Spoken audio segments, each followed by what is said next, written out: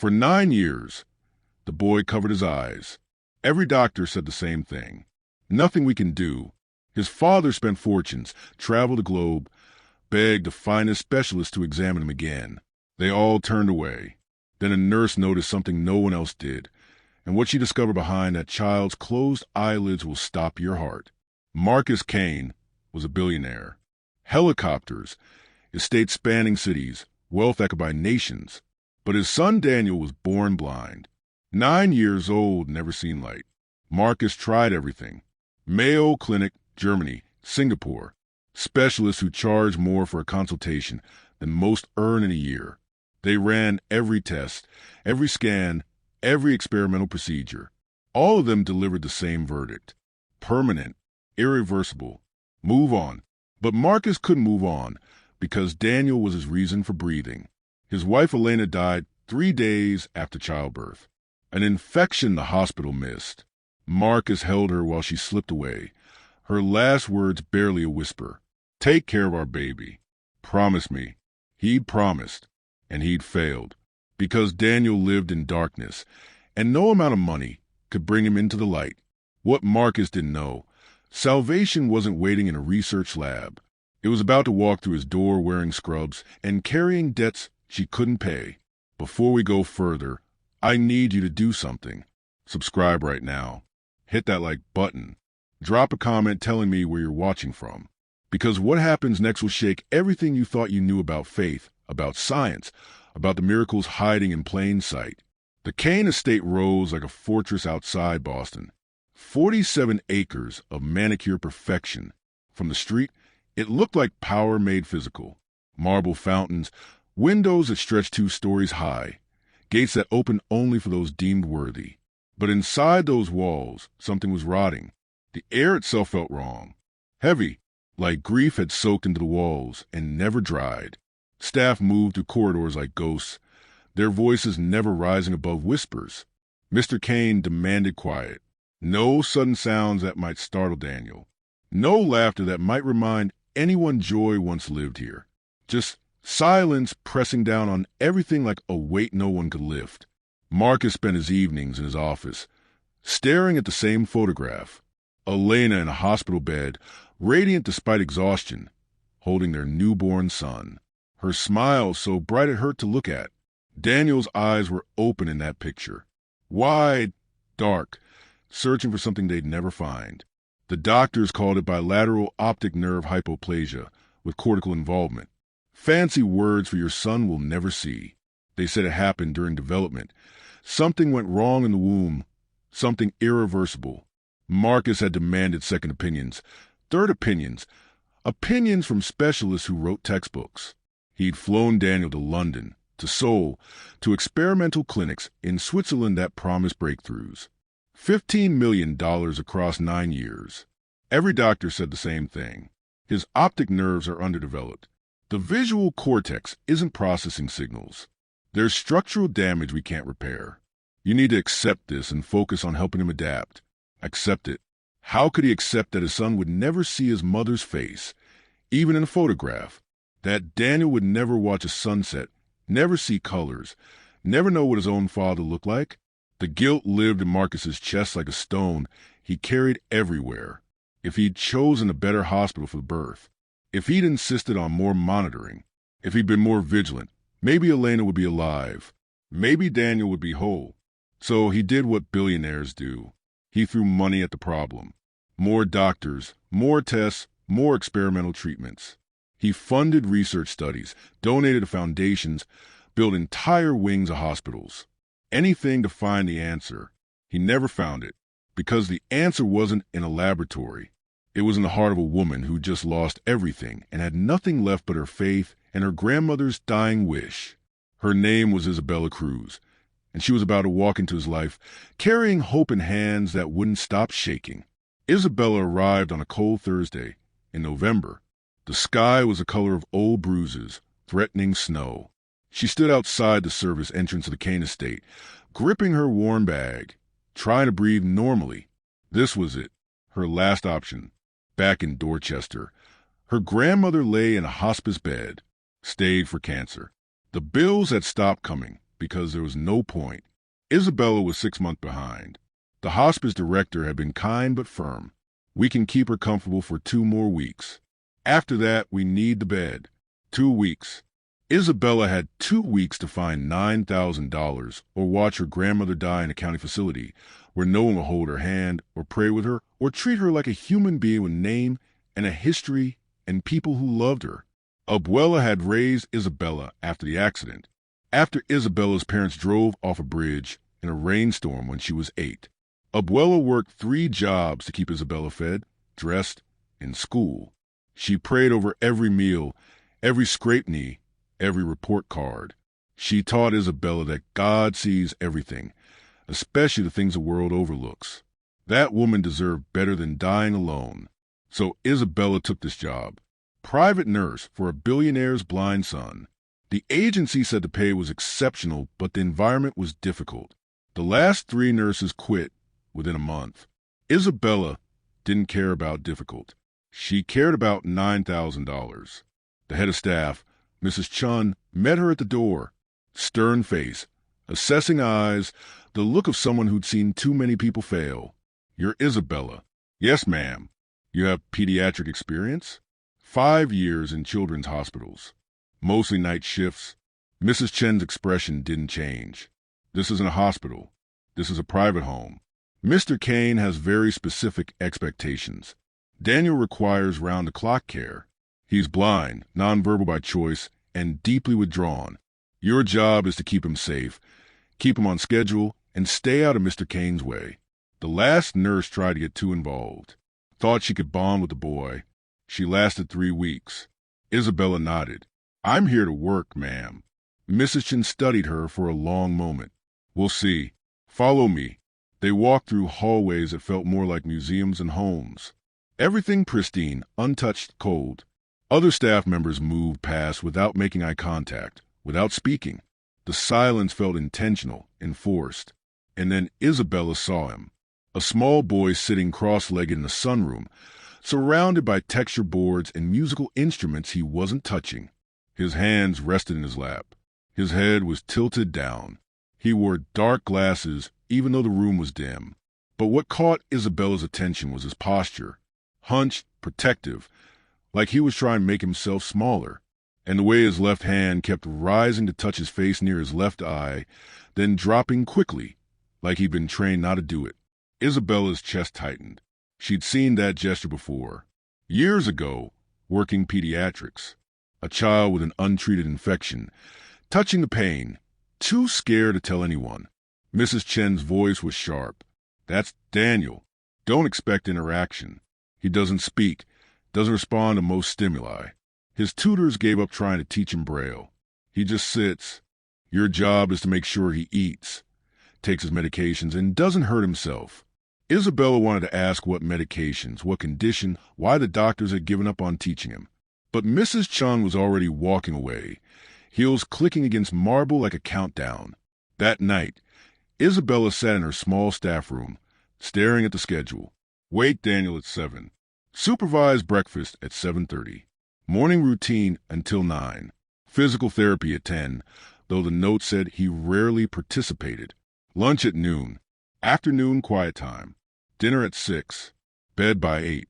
A life reduced to a timetable. She thought about her grandmother, about the machines keeping her comfortable, about the 2 weeks ticking down. She thought about Daniel, sitting in that sunroom like a ghost in his own life. And she thought about the way he'd touched his face, like something hurt, like no one had noticed. Or maybe they'd stopped noticing long ago. Days passed. Isabella followed the routine exactly. She kept her distance, spoke softly, never pushed. But she watched. She noticed things.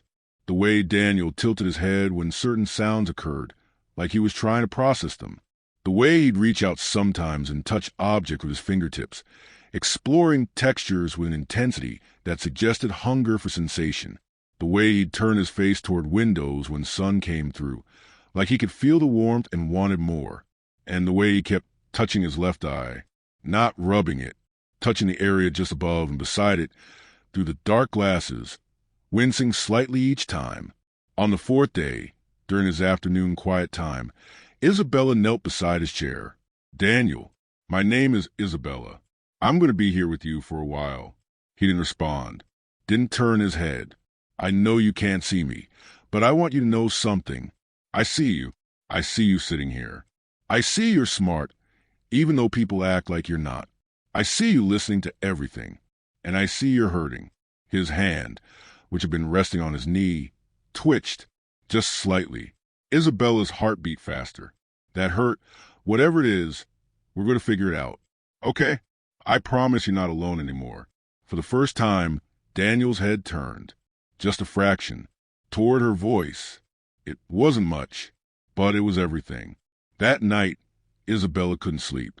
She lay in bed thinking about that small turn of his head, about the touching near his eye, about the notes in his medical file that said optic nerve hypoplasia, structural defects, irreversible blindness. She thought about Miguel, a boy she'd cared for 3 years ago. Everyone said his vision loss was permanent, degenerative condition, nothing to be done. But Isabella had noticed discharge, subtle swelling. She'd pushed the doctors to look again. Turned out to be a massive infection pressing on the optic structures. They drained it, started aggressive treatment. Miguel's vision had returned. Not perfectly, but enough. He could see his mother's face. What if everyone was wrong about Daniel, too? The next morning, Isabella made a decision. During breakfast, she sat across from Daniel. She watched him eat, his movements careful and practiced. He knew where everything was on his plate. He'd memorized the pattern. Daniel, she said gently, can I ask you something? You can nod yes or shake your head no. He went still. I've noticed you touch your face a lot. Near your left eye. Does it hurt? Silence. Then, slowly, Daniel nodded. Isabella's breath caught. Does it hurt right now? Another nod. Can I look? I promise I'll be gentle. I won't take off your glasses unless you say it's okay. Daniel's jaw tightened. His hands gripped the edge of the table. Fear rolled off him in waves. Every adult in his life had poked at him, examined him, hurt him in the name of helping. But then, slowly, he lifted one hand and made a small gesture. Isabella recognized it from the occupational therapy notes. His personal sign for okay. She moved closer, heart pounding. Very carefully, she lifted the dark glasses. Daniel's eyes were closed, tightly, like he was protecting something. It's okay, she whispered. You're safe. I'm just looking. Slowly, his left eye opened, and Isabella saw it.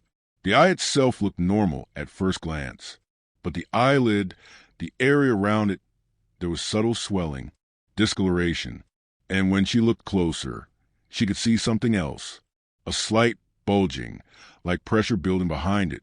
Her medical training kicked in. She'd seen this before.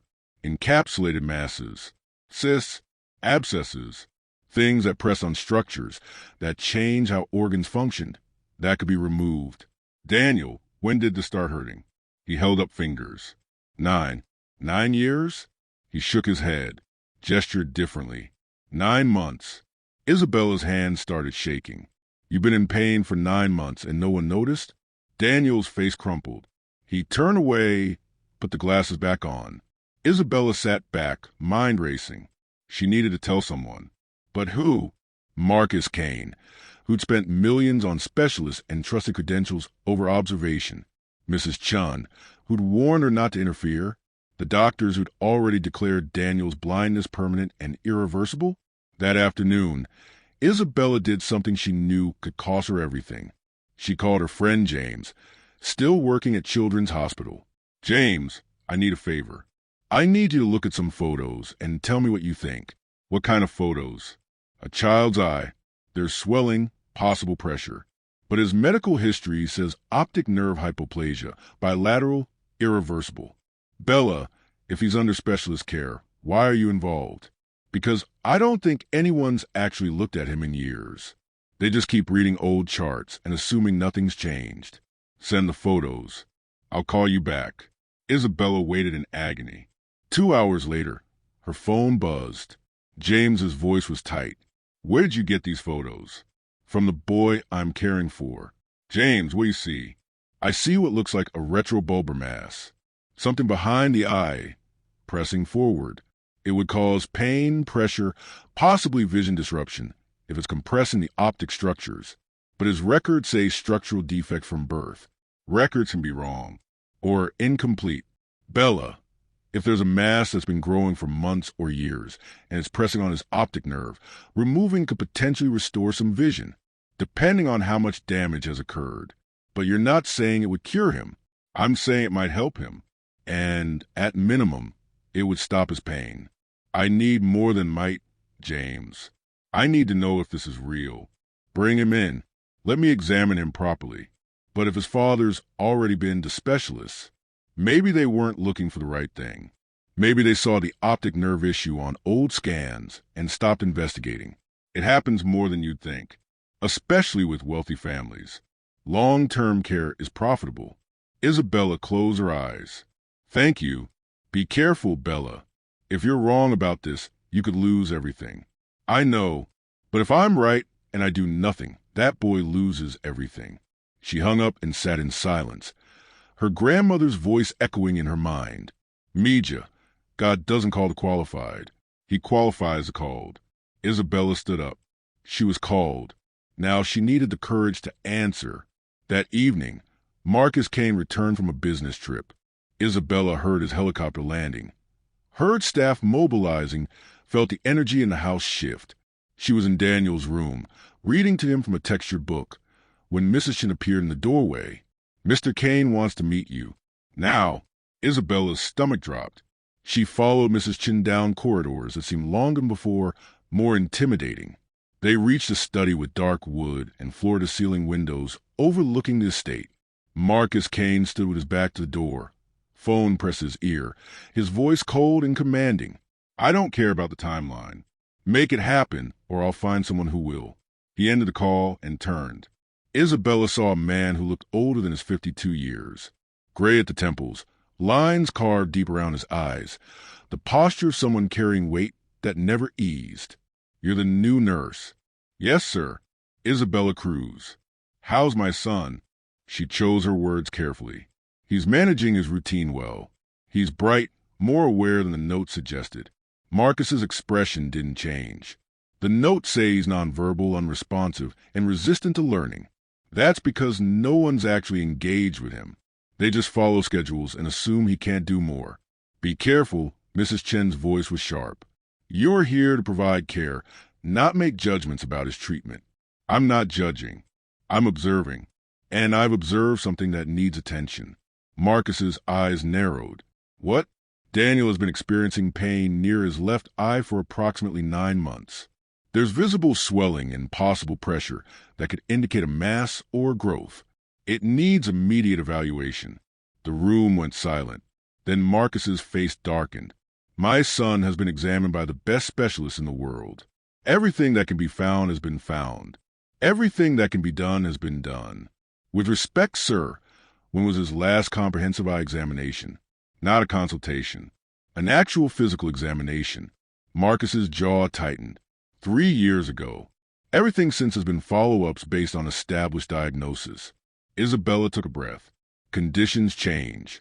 Masses can develop. Pain is a signal something's wrong.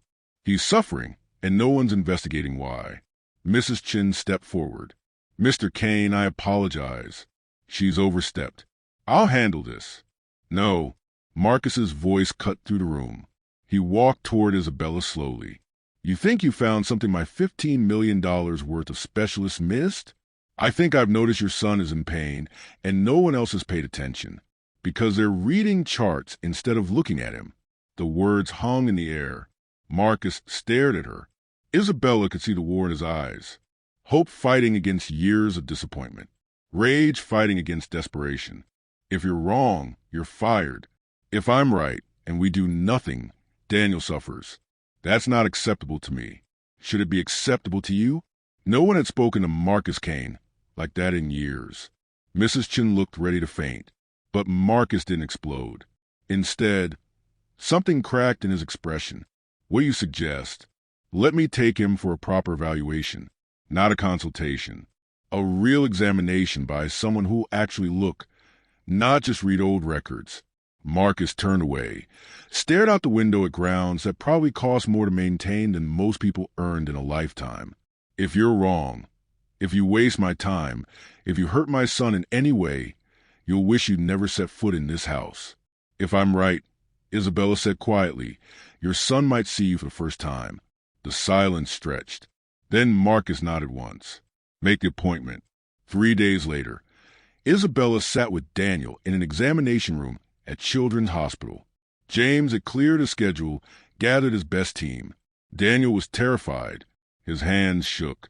He kept reaching for Isabella, signing his personal gesture for safe, asking if this would hurt.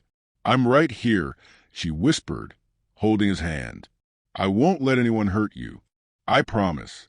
Marcus stood in the corner, arms crossed, face unreadable. He'd barely spoken on the drive over.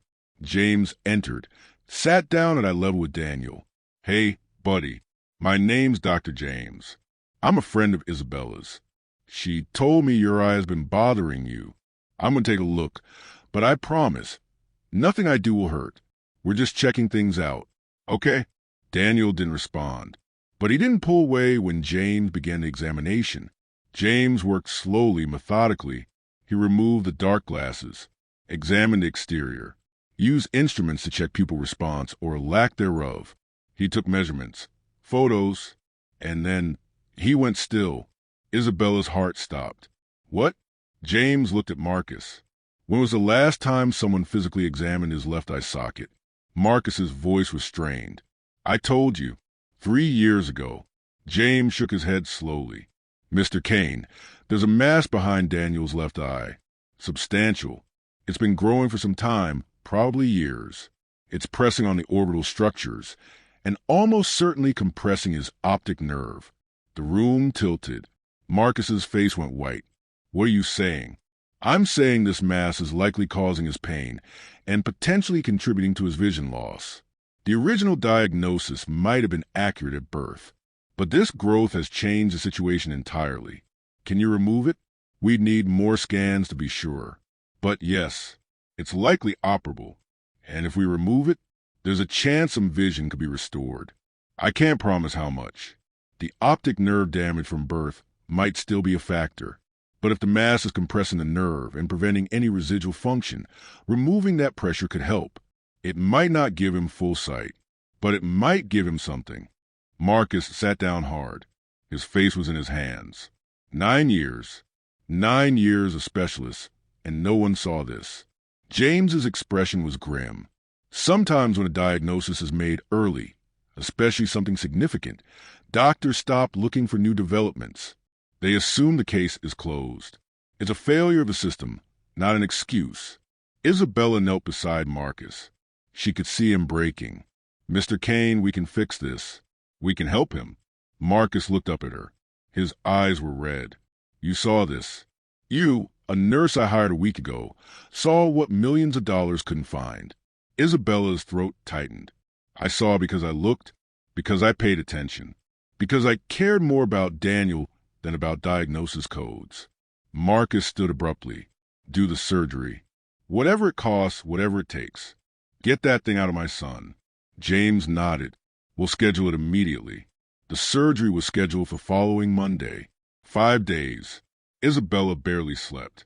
She stayed with Daniel constantly, preparing him, explaining what would happen, promising he'd wake up and the pain would be gone. Daniel signed to her in the dark. What if it doesn't work? Then we try something else. But Daniel, even if your vision doesn't change, you'll stop hurting. That matters. His small hand found hers. Why do you care? She pulled him close. Because you're worth caring about. Because God put me here for you. Because you're not alone anymore. The night before surgery, Marcus came to Daniel's room. Isabella had never seen him there before. According to staff, he avoided it, couldn't bear to face what he'd lost. But tonight, he walked in slowly, sat on the edge of Daniel's bed. Daniel stirred, turned toward the sound. Daniel, Marcus's voice cracked. It's Dad. I need to tell you something. I'm sorry. I'm so sorry I stopped looking. I'm sorry I let my grief make me blind to your pain. I should have noticed. I should have seen. You deserve better. Daniel's hands moved, signing something Isabella had taught him. It's okay. Marcus shook his head. It's not okay, but I'm going to fix it. I promise you, whatever happens tomorrow, I'm going to fix it. He leaned forward, kissed Daniel's forehead. For the first time in 9 years, father and son stayed in the same room. No barriers, no guilt, just presence. Isabella watched in the doorway, tears streaming down her face. God, she whispered. Thank you. Surgery day came cold and bright. The operating room was ready. James's team was prepared. Isabella held Daniel's hand until they put him under. Sleep well, baby. When you wake up, everything changes. The surgery took 4 hours. Isabella paced the waiting room. Marcus sat motionless, staring at nothing. Mrs. Chun had come, sitting stiffly in a corner. Even she looked worried. When James finally emerged, still in surgical scrubs, everyone stood. It went perfectly. The mass was larger than we thought, encapsulated, likely benign. It had been pressing on multiple structures, including the optic nerve. We removed it completely. Marcus could barely speak. And his vision? James paused. The optic nerve shows more function than his original diagnosis suggested. There was definitely pressure damage, but now that it's relieved, there's a possibility of vision recovery. How much? I can't say yet. We won't know until he wakes up, and we can assess. But Mr. Kane, there's electrical activity we weren't expecting. His brain is trying to process visual signals. Isabella collapsed into a chair, hands pressed to her mouth. Marcus just stood there, trembling. When can I see him? He's in recovery now. Give him an hour. James looked at Isabella. You saved his life. If that mass had continued growing, it could have caused serious complications. You trusted your instincts. Isabella wiped her eyes. I trusted God. James smiled. Maybe they're the same thing. They let Marcus and Isabella in together. Daniel lay in a hospital bed, bandages wrapped around his head, covering his eyes. He was groggy, moving slowly. But when he heard footsteps, he turned his head. Dad? Marcus rushed forward, grabbed his son's hand. I'm here. I'm right here. Daniel's voice was thick with medication. It doesn't hurt anymore. The pain is gone. Marcus broke. He put his head down on the bed and sobbed. 9 years of grief, of guilt, of failure, pouring out. Isabella stood back, giving them space. But Daniel's other hand reached out, searching. Isabella? She came forward. I'm here, sweetheart. You did it. The thing is gone. You were so brave. When do I get to see? Soon. The doctors need to let your eye heal. But soon. Daniel smiled. A real smile, the first she'd seen. Then he did something that broke everyone in the room. He lifted his hand and signed, in the personal sign language he'd created. Thank you for seeing me. Isabella knelt down, held his hand to her face. You were always worth seeing. Daniel. Always. 2 weeks later, they removed the bandages. The entire team was present. Marcus stood so close to Daniel's bed, he was practically holding his breath. Isabella was on the other side, gripping Daniel's hand. James spoke softly. Okay, Daniel, I'm going to take these off now. It's going to be bright. Your eye might be sensitive. Don't expect everything at once. Just tell me what you experience. Okay? Daniel nodded. The room went silent. James carefully unwound the bandages, layer after layer, and then they were off. Daniel's eyes were closed. James had instructed him to keep them shut until told otherwise. Open your eyes slowly, Daniel. Very slowly. Daniel's eyelids fluttered, then opened. He blinked, squinted, his face scrunched up against the light. Then his left eye focused, actually focused, on James's face. He gasped, a real audible gasp. Daniel, what do you see? Shapes, colors, movement. Daniel's voice shook. Light. I see light. Marcus made a sound somewhere between a laugh and a sob. Daniel's head turned, slowly, and his eyes, the left one clear and focused, the right still affected by the original damage but showing some response, landed on his father. You, Daniel whispered. That's you. That's your face. Marcus couldn't speak, could only nod, tears streaming. Daniel looked at Isabella. "You're beautiful," he breathed. "You look like I imagined." She was crying too hard to respond. James's voice was thick with emotion. "Daniel, your left eye is functioning. You have peripheral vision loss, and the right eye still has significant impairment. But you have sight. You can see." Daniel started crying, but they weren't tears of sadness. They were tears of overwhelming, impossible joy. He looked around the room, at the machines, the walls, the window with light pouring through. "This is the world," he whispered. "This is what it looks like."